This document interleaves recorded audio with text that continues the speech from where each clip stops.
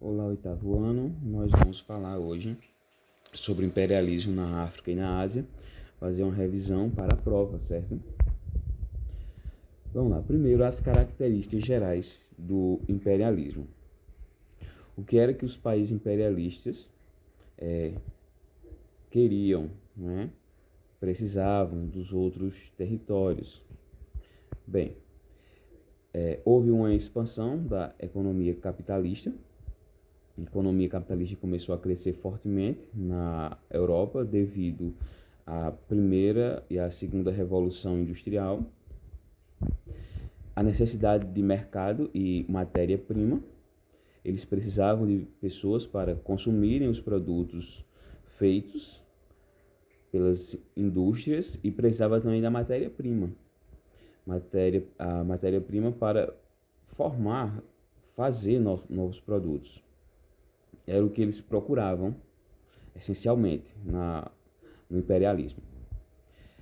Para isso, eles tiveram que explorar novos territórios, certo? Territórios estes que sua maioria foi a África, certo? O continente africano e o continente asiático, que foi fortemente explorado nessa época.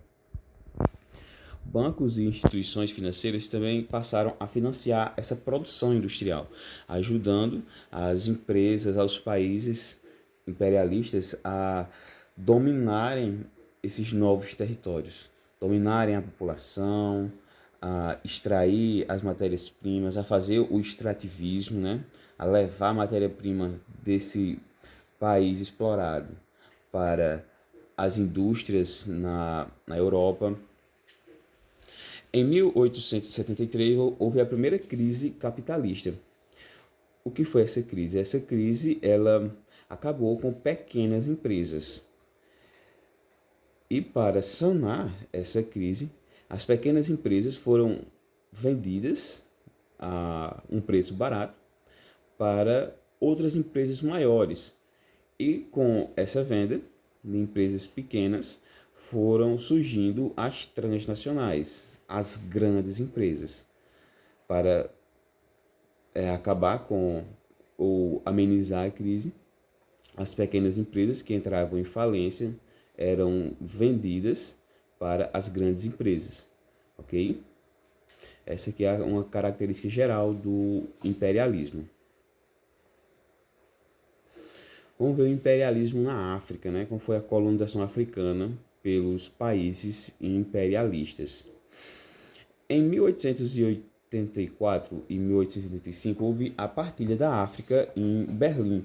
Várias lideranças desses países industrializados se reuniram em Berlim, na capital da Alemanha, e começaram a dividir a África em porções diferentes, porções que iam corresponder à França, à Inglaterra, à Bélgica, à Alemanha, aos espanhóis, aos italianos, aos portugueses, aos belgas, né?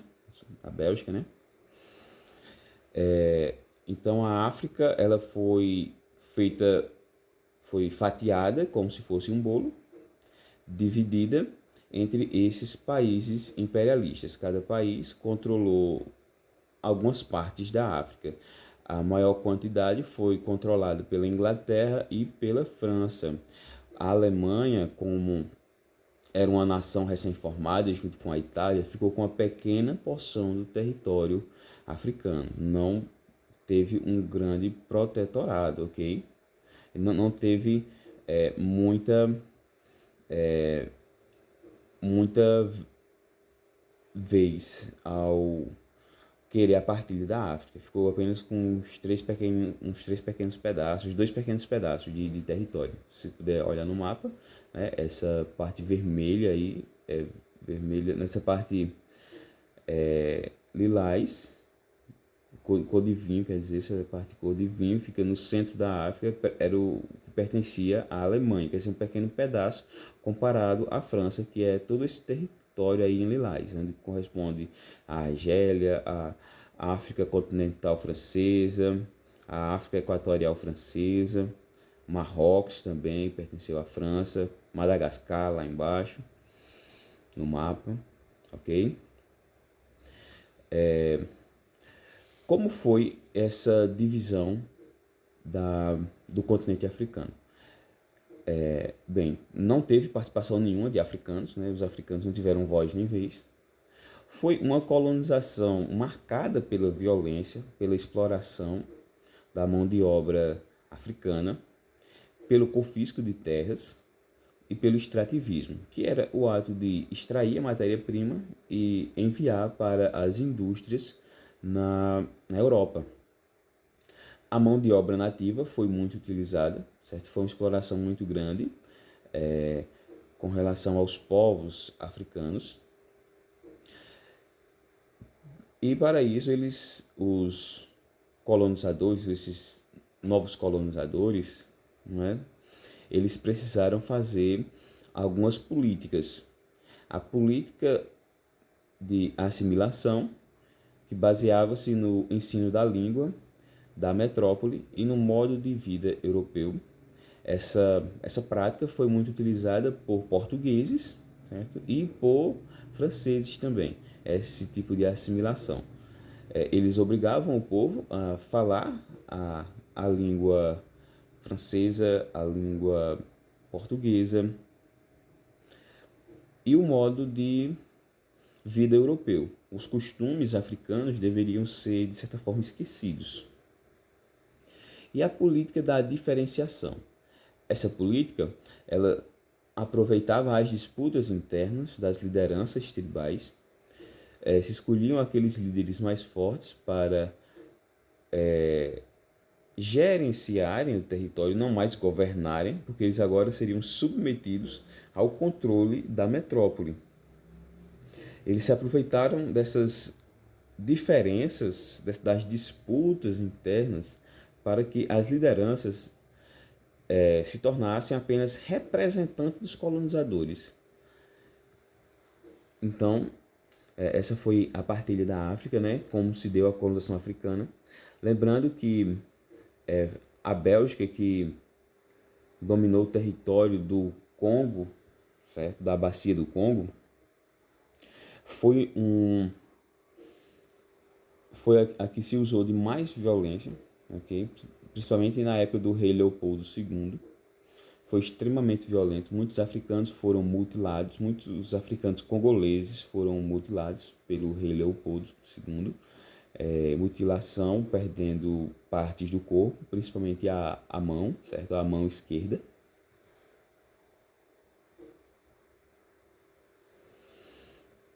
Imperialismo na Ásia.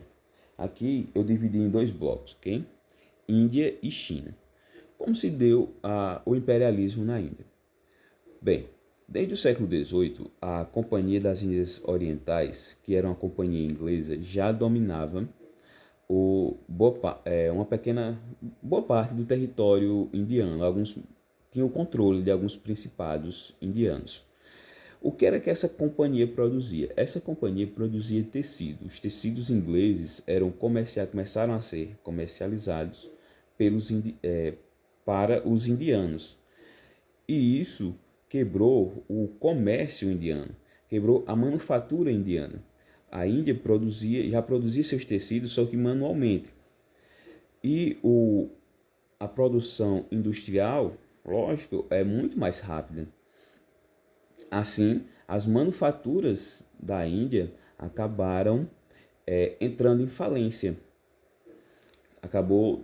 Praticamente foi destruída a manufatura indiana para a produção de tecidos ingleses. Assim, houve o aumento de impostos para aquela população. A população indiana começou a pagar impostos à Companhia das Índias Orientais. Houve um empobrecimento da população, certo? Porque essa população parou de produzir, parou de gerar renda para ela mesma. Ela agora estava escoando a sua renda para a Inglaterra. Aqui nós damos destaque para o exército da companhia, que era composto basicamente por soldados indianos. Exército esse com o nome de cipaios. E entre os anos de 1857 e 1858, houve uma revolta desse exército. Houve uma revolta, é claro, dos soldados indianos que faziam parte desse exército. Alguns soldados de uma escala maior, como generais, não eram indianos, né? E esses soldados indianos, eles fizeram essa revolta por questões religiosas, uma vez que os ingleses estavam matando animais que para os indianos eram sagrados. Lembrando que os indianos, a sua grande maioria, né, 90% da população, ou se não os 100% da população, são vegetarianos, né, não se alimentam de carne devido aos costumes religiosos do hinduísmo, onde considera a vaca, por exemplo, como um animal sagrado. É o animal mais sagrado que tem na Índia, é a vaca, né? Temos outros também, né, como o elefante, como o tigre, a serpente. Quer dizer, eles não matam esses animais, certo? Porque para eles são animais sagrados, ok? Para a religião hinduísta. E os ingleses estavam matando esses animais, fazendo com que os soldados indianos se revoltassem. Também houve uma crise de abastecimento, gerando abastecimento alimentício, né? Gerando fome na população. Assim, a população com fome, tendo seus direitos religiosos violados, lógico que essa população iria se revoltar, que esses soldados iriam se revoltar. Para acabar a revolta dos simpaios, a coroa inglesa ela decidiu dissolver a companhia, acabar com a Companhia das Índias Orientais e assumir o controle da Índia. A partir de meados do século XIX, a Inglaterra toma conta basicamente de toda a Índia, certo? Assume o controle básico de quase todo o território indiano. Vamos ver o segundo bloco agora, falando um pouquinho sobre o imperialismo na China. A China era muito visada pelos países imperialistas. Por quê? Porque era um extenso território, um território que tinha muita matéria-prima, que tinha uma enorme população, que, pela lógica, se tinha uma enorme população, se gerava também um grande mercado consumidor de produtos. Então, os países imperialistas se interessaram pela China por essas qualidades que eram as qualidades que eles buscavam nos países dominados. O primeiro país a manter o controle sobre a China ou parte da China, foi a Inglaterra. Desde o final do século XVIII para o século XIX, o comércio do ópio entre britânicos e chineses já era evidente. O que era o ópio? O ópio é uma droga, certo? Se assimila à maconha, ao crack pelo seu vício. Os britânicos vendiam o ópio para os chineses, que compravam esse ópio em um preço muito caro, e a prata, a moeda chinesa, estava sendo escoada para a Inglaterra. A Inglaterra que estava ficando com os recursos chineses por conta da população estar viciada em ópio, ou boa parte da população.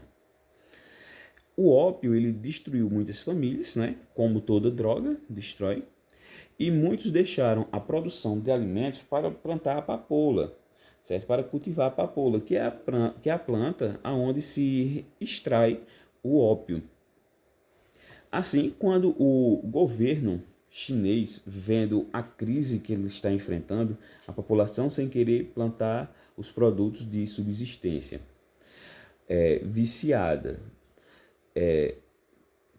pegando os seus recursos, o dinheiro que era produzido na China de moedas de prata, e sendo levados pelos ingleses. Quer dizer, estava havendo um empobrecimento econômico na China. O governo chinês se atentou para isso e decidiu romper esse comércio com o ópio, esse comércio do ópio com os ingleses.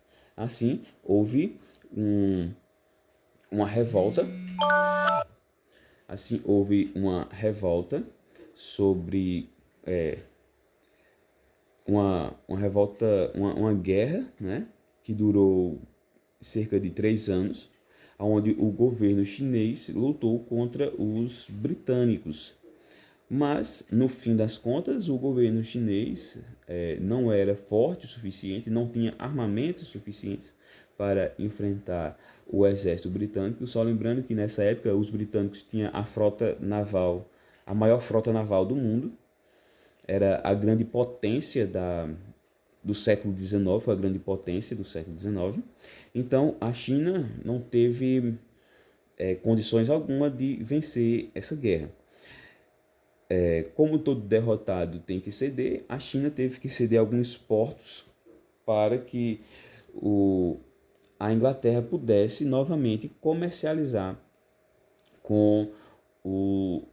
comercializar o ópio com os chineses. Entre os anos de 1879 a 1905, a China passou a ser invadida por vários países imperialistas. Entre eles podemos destacar os britânicos, que já estavam lá controlando parte do comércio, os franceses, que se interessaram pelo território pelos motivos óbvios do primeiro ponto, né? Matéria-prima abundante, enorme população e mercado consumidor, russos, alemães e também os japoneses, que eram povos que historicamente eram povos rivais. Os japoneses e os chineses historicamente são dois povos rivais que se degladiaram em vários momentos da história, ok?